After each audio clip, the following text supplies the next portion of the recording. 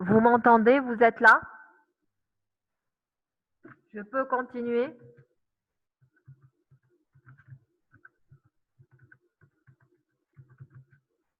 Très bien. On va continuer.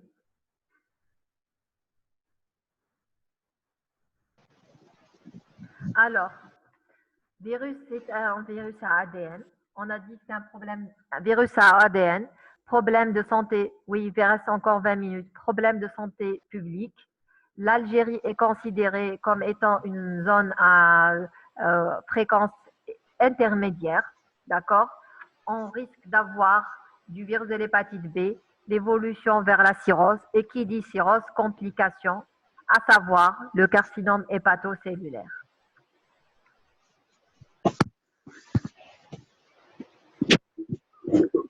Alors, quels sont les modes de contamination? C'est bon, il faut les connaître. La transmission périnatale, c'est-à-dire de la maman vers le bébé, surtout en zone de haute endémie. La transmission sexuelle, le contact avec le sang et dérivés de sang. Toxicomanie, piercing, tatouage. En Algérie, c'est surtout le contact familial et les collectivités. Maintenant, on va s'intéresser à l'histoire naturelle de l'hépatite B. Il faut savoir que l'incubation est longue. Elle va de 6 semaines à 4 mois. L'infection est longue. On a dit l'incubation, pardon, est longue de 6 semaines à 4 mois. Elle peut entraîner, alors vous avez une contamination, une hépatite aiguë. Hépatite aiguë, soit c'est résolution du problème, tout simplement par voie naturelle, soit on passe à la chronicité. Il faut savoir que 70% des sujets sont asymptomatiques. Il n'y a que 30% qui sont symptomatiques. C'est pour ça qu'on passe, l'hépatite virale B passe inaperçue entre les mailles du filet jusqu'au stade de complication. Quand on est devant une infection chronique, vous avez 30% des sujets qui vont être porteurs inactifs, c'est-à-dire porteurs sains. On ne doit pas les traiter. Et 70%, ils vont nous faire une hépatite chronique. Et de l'hépatite chronique, 20% vont développer une cirrhose. Donc, c'est important. Et l'évolution de la cirrhose, on a un risque évalué à 3% par an de développer un CHC. Le sujet a été contaminé, soit c'est une hépatite aiguë qui peut être asymptomatique dans 70% des cas, ou alors symptomatique. Ce qui m'intéresse, moi, l'hépatite chronique. Je suis au stade d'infection chronique. L'infection chronique, 30% vont être des porteurs inactifs, c'est-à-dire porteurs sains. On ne va pas les traiter. C'est des porteurs sains. Le reste, 70% vont avoir une hépatite chronique, c'est-à-dire plus de 6 mois. Et le risque de l'hépatite chronique, avec le temps, c'est le risque de cirrhose. Plus il va évoluer dans le temps, plus on aura une cirrhose. Et le risque de la cirrhose, la complication, c'est le carcinome hépatocellulaire. 3 à 5% des patients par an vont développer un CHC, carcinome hépatocellulaire. Maintenant, comment on va poser le diagnostic d'hépatite virale B? C'est l'antigène HBS. Il faut savoir que l'antigène HBS, quand il est positif, ça c'est une hépatite virale B. Les anticorps anti-HBC de type IgM, j'ai dit tout ce qui est IgM, c'est aigu, sont présents au cours des hépatites aiguës B. D'accord, c'est important. Mais ils peuvent se voir au cours des réactivations des hépatites chroniques B. D'accord? L'hépatite B fait partie des infections sexuellement transmissibles. On doit rechercher systématiquement le VIH et la syphilis. C'est systématique. Est-ce qu'il y a des questions pour ce qui est l'hépatite aiguë B? Répondez s'il vous plaît pour qu'on puisse avancer. Répondez, est-ce qu'il y a des questions? Vous êtes là? Très bien, mettez non, ça m'aide à avancer. Les hépatites chroniques. Là, pour dire hépatite aiguë, on doit faire l'antigène HBS. Après, il y a un profil sérologique complet pour voir si c'est aigu. Vous devez faire les anticorps anti-HBC de type IgM. S'ils sont positifs, ça, c'est une hépatite aiguë. Si vous retrouvez les anticorps anti-HBC de type IgG, ça veut dire que c'est chronique. Alors, l'hépatite chronique B, l'infection chronique est définie par, on a dit, un antigène HBS positif plus de 6 mois. En règle, il est asymptomatique jusqu'au stade de cirrhose et complications. C'est pour ça que je vous ai dit, les hépatites, elles sont en particulier parce qu'elles sont très souvent asymptomatiques. On doit connaître les principaux traitements. D'abord, il y a des mesures générales. Il faut éviter les facteurs qui peuvent aggraver l'hépatopathie, notamment la consommation d'alcool, d'accord, consommation de médicaments. On doit, comme pour toute maladie chronique, il faut rechercher une cirrhose afin de prévenir les complications. D'accord? Là, vous avez la classification histologique de Métavir. Cirrhose, c'est F4. Pré-cirrhose, c'est F3. D'accord? On apprécie l'activité et le degré de fibrose. Maintenant, comment on va traiter cette hépatite chronique B? Il y a deux bras, ou alors deux stratégies thérapeutiques. La première est un traitement antiviral et immunomodulateur à base d'interférents, visant à quoi? À obtenir une réponse, c'est-à-dire vous allez essayer d'éradiquer. C'est-à-dire éradiquer, c'est entre guillemets, c'est-à-dire éliminer. On doit apprendre la classification. Oui, vous allez certainement la voir en anapath, plus en détail, vous apprendre les classifications Métavir. La seconde est un traitement de longue durée, qui est pour toute la vie, afin d'obtenir une suppression stable, c'est-à-dire on ne guérit pas, mais on réduit la quantité de virus dans le sang, dans le sérum, dans les sécrétions. C'est des analogues nucléosidiques, nucléotidiques, gardés à l'esprit uniquement, entecavir, tenofovir. Quoiqu'en Algérie, on utilise actuellement tenofovir pour 90% de nos patients. Maintenant, la vaccination. Vous allez me dire, oui, il faut vacciner pour éradiquer ce virus. En quoi consiste la vaccination? Il faut faire 2 injections à un mois d'intervalle chez un nourrisson, puis à 6 mois. Comme ça, si on est en contact par la suite avec le virus, trop tard, tant mieux, on est déjà vacciné. Alors, un malade hépatite B sous traitement peut-il infecter les autres? Si sa charge virale, s'il est sous traitement, sa charge virale, elle est basse ou indétectable, il ne peut pas contaminer les autres, mais il doit toujours faire attention à ce que son sang, sa brosse à dents, ne doit pas être utilisé par une tierce personne. C'est des mesures d'hygiène. En cas de risque élevé d'exposition au virus de l'hépatite B. Alors, normalement,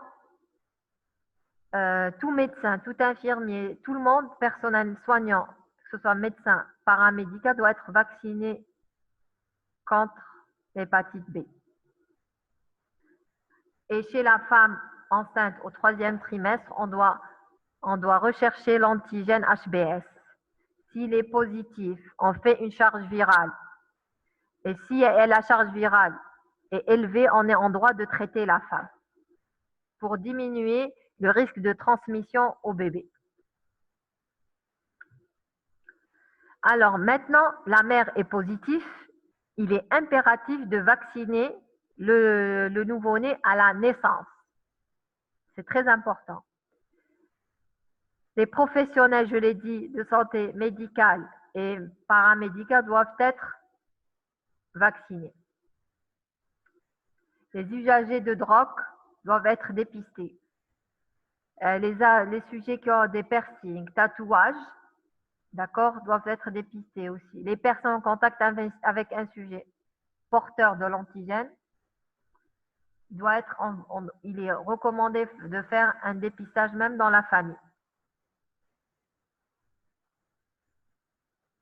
Alors, et pour quelqu'un qui est marié avec, oui, on peut vacciner le conjoint. Le mari, par exemple, bilan prénuptial, vous trouvez un homme qui est positif et la femme est négative. On peut demander 2 vaccins chez l'homme, chez le conjoint, pour qu'il se marie. Après, il terminera par la Suisse en 3e vaccin et il n'y a pas de problème. Ils peuvent se marier. Quand un des conjoints est correctement vacciné, ils peuvent se marier.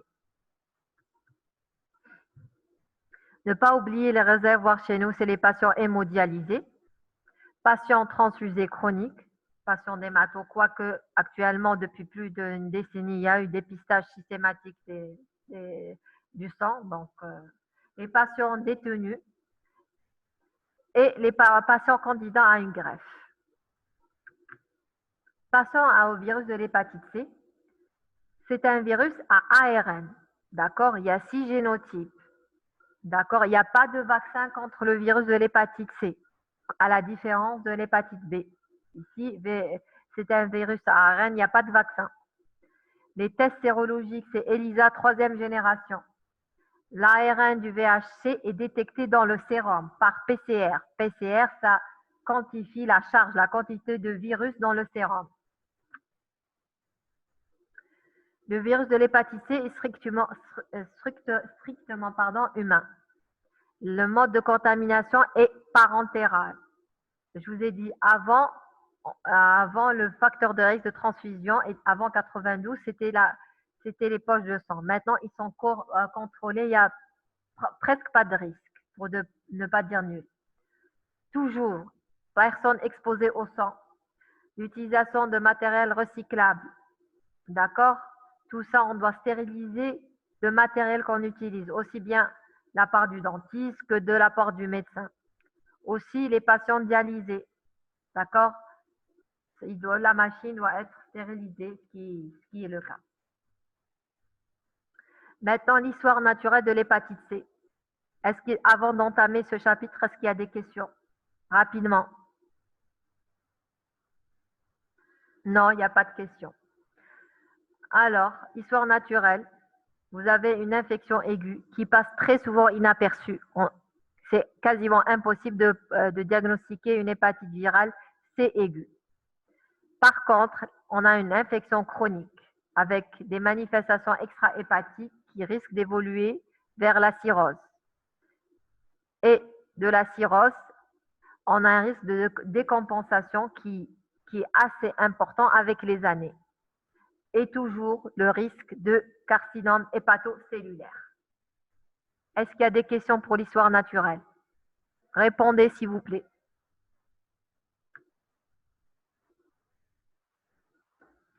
L'hépatite C aiguë, l'incubation entre 7 à 8 semaines. L'extrême, c'est 26 semaines. La phase prédromique est rare. L'hépatite C n'est ictérique que dans une minorité des cas. Les symptômes sont peu ou pas spécifiques. Fatigue, nausée, myalgie, douleur de l'hypocondre droit. Ça dure jusqu'à 3 mois. L'hépatite aiguë sévère est exceptionnelle. Les anticorps sont détectés à 12 semaines. En cas de guérison, les transaminases se normalisent. D'accord? Et l'ARN devient indétectable. Il faut savoir que les anticorps anti-VHC restent détectables pendant plusieurs années. Un exemple, on a reçu la semaine dernière une patiente qui a été traitée son hépatite C et le praticien qui l'a vue a refusé de l'opérer parce qu'elle avait des anticorps anti-VHC. Donc, je lui ai rédigé une lettre en disant que les anticorps, elle risque de les garder pendant plusieurs années. Ce qui compte, c'est sa charge virale. En cas de passage à la chronicité, les transaminases peuvent se normaliser ou rester modérément élevées. La guérison spontanée est observée dans 25% des cas. L'hépatite chronique C, elle est asymptomatique, survenue de complications, Le diagnostic est établi par une sérologie virale C positive et un ARN détectable pendant plus de 6 mois. Donc, on a dit tout ce qui est chronique, c'est 6 mois. Avant 6 mois, c'est aigu. Les principes du traitement, il faut éviter les facteurs qui vont aggraver l'hépatopathie. On les a cités précédemment. Comme pour toute maladie chronique du foie, il faut chercher la cirrhose et éviter les complications. On doit faire une fibroscopie à la recherche de quoi? De varices œsophagiennes. C'est des veines dilatées au niveau de l'œsophage. On doit débuter un traitement préventif des hémorragies digestives. On doit garder à l'esprit le risque de CHC. CHC, c'est le carcinome hépatocellulaire. D'où l'intérêt d'une écho abdominale tous les 6 mois et un dosage des alpha-fétoprotéines. On va faire ensemble le cours carcinome hépatocellulaire. Ne vous inquiétez pas. C'est une tumeur maligne au niveau du foie, la tumeur la plus fréquente. Maintenant, comment je vais traiter cette hépatite C? Il faut savoir qu'avant, on avait uniquement l'interféron alpha-pégylé et la ribavirine. Mais actuellement, on dispose des inhibiteurs de protéase. Carcinome CHC, c'est le carcinome hépatocellulaire. J'ai dit, c'est une tumeur maligne qui survient sur un foie malade. On va voir, c'est un cours à part entière. Donc, le traitement de l'hépatite C, c'est interféron, ribavirine et inhibiteur de protéase. Maintenant, il faut dire qu'on traite même les cirrhoses décompensées. Avant, on ne les traitait pas. Et le traitement donne d'excellents résultats avec une guérison avoisinant les 99%. Même chez le patient cirrhotique. D'accord? Il faut savoir qu'en cas de contre-indication à l'interféron, on peut associer d'autres médicaments tels que les inhibiteurs de protéase ou de polymérase. C'est clair pour l'hépatite C? Ok, je vois qu'il n'y a pas de questions. L'hépatite D, le virus delta est un virus défectif, c'est-à-dire qu'il ne peut pas exister seul. Il dépend du virus de l'hépatite B et de sa multiplication. Il n'existe pas d'infection pour le VHD sans infection par le VHB, c'est-à-dire le virus de l'hépatite D ne peut pas exister seul. Il faut qu'il y ait virus de l'hépatite B. C'est un virus à ARN. D'accord? La vaccination contre le VHB protège contre l'infection du delta. Alors, le virus delta est responsable de quoi? Des hépatites aiguës et des co-infections. Le diagnostic d'hépatite delta repose sur la présence d'anticorps anti-delta, surtout de la PCR, charge virale. En cas de co-infection B-D, une hépatite grave peut survenir. Donc, quand on a B et D, faites attention à l'hépatite grave. Est-ce qu'il y a des questions? Je vois qu'il n'y a pas de questions, donc je continue. Le virus de l'hépatite E est constitué lui aussi d'ARN. Le diagnostic fait partie de la détection sérologique, c'est les diagnostics anti-VHE. Le VHE est excrété dans les selles. C'est pour ça qu'on dit la transmission se fait par voie féco-orale. Le virus de l'hépatite E est responsable d'hépatite aiguë et il évolue en épidémie ou de façon sporadique. Incubation est... Non, le VHB n'est pas toujours aigu. Vous avez le virus de l'hépatite B qui peut être aigu, comme il peut passer à la chronicité. Donc, si vous revoyez votre cours, on a détaillé le virus de l'hépatite B aigu. On a détaillé par la suite le virus de l'hépatite chronique C avec l'évolution vers la cirrhose et l'évolution vers la complication, le carcinome hépatocellulaire.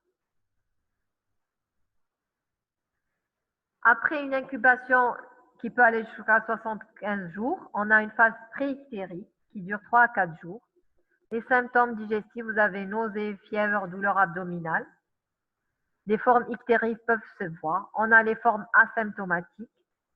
La guérison sans séquelles sur rien après 1 mois environ. Le diagnostic repose sur la détection par des techniques ELISA, notamment dosage des anticorps IgG et IgM. On passe maintenant au chapitre hépatite non virale.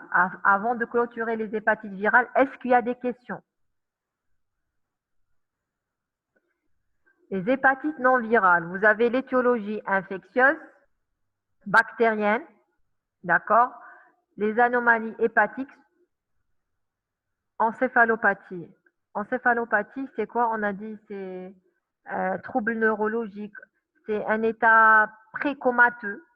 Le patient est obnubulé, il est somnolent, le grade 1, c'est-à-dire il ne sait pas où est-ce qu'il est, s'il est à l'hôpital ou alors chez lui, il ne sait pas si c'est la journée ou la nuit. Écoutez, on ne va pas rentrer dans le détail encéphalopathie. Il y a un cours à part entière, cirrhose et complications. Notamment, si quand on dit encéphalopathie, ça veut dire qu'on est arrivé au stade de complication et on doit gérer cette complication. Et les hépatites, vous avez hépatite aiguë, fulminante et subfulminante, c'est-à-dire le foie est presque, je ne dirais pas détruit, il est en insuffisance hépatique très sévère. C'est-à-dire il est presque non fonctionnel. Des fois, le seul traitement, c'est la transplantation hépatique. On revient à notre cours. Donc, infection hépatique, vous avez un syndrome de choc septique, vous avez une infection à méningocoque, vous pouvez avoir une brucellose, une syphilis, toutes ces infections bactériennes qui peuvent faire le lit des hépatites non virales. Cause parasitaire aussi. Vous avez la bilharziose, la toxoplasmose qui peuvent faire le lit d'une hépatite aiguë et des hépatites non virales. L'origine fongique. Maintenant, on va voir les hépatites infectieuses alcooliques.